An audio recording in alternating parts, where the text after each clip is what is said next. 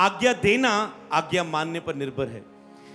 आज्ञा मानना मतलब कि जिस पवित्र आत्मा के सामने अपने आप को नम्र किया आपने, जिस पवित्र आत्मा के सामने अपने आप को आपने शून्य कर दिया, मर गए अपने आप के लिए, आपने उसे अधिकार दे दिया, वही पवित्र आत्मा और मनुष्यों के बीच में आप एक आवाज बन के खड़े हो गए, उसकी आवाज बन के, पवित्र आत्मा की आवाज।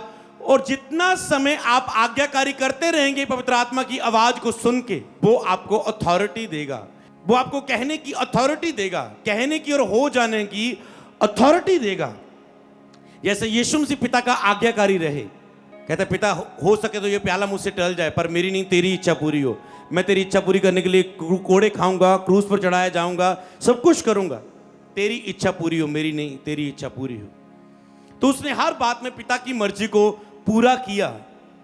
कहते पिता की इच्छा यही है। चेले कहते नहीं नहीं नहीं ऐसा नहीं होगा, नहीं, कहते पिता की इच्छा यही है, ऐसा होना है। उसका कहना, तो यीशु मसीह का कहना क्या था?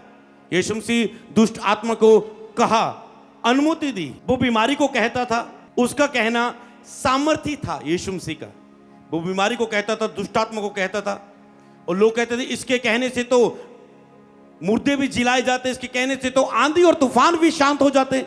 ये कैसा अधिकार है कि आंधी और तूफान भी इसका कहना मानते हैं? कि ऐसा करने से यीशु ने तूफान को बोला थम जा, आज्ञा दी, दुष्ट आत्मा को बोला निकल जा, निकल जा, अथॉरिटी के साथ बोला। कहते ये कैसा अधिकार है?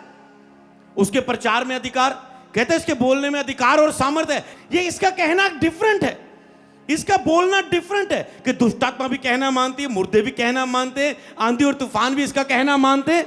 तो जैसे आप पवित्र आत्मा की आवाज बन के उसका कहना मानेंगे, आज्ञाकारी करते जाएंगे, उपवास प्रार्थना में दीन होके, वो आपका कहना भी सफल होगा।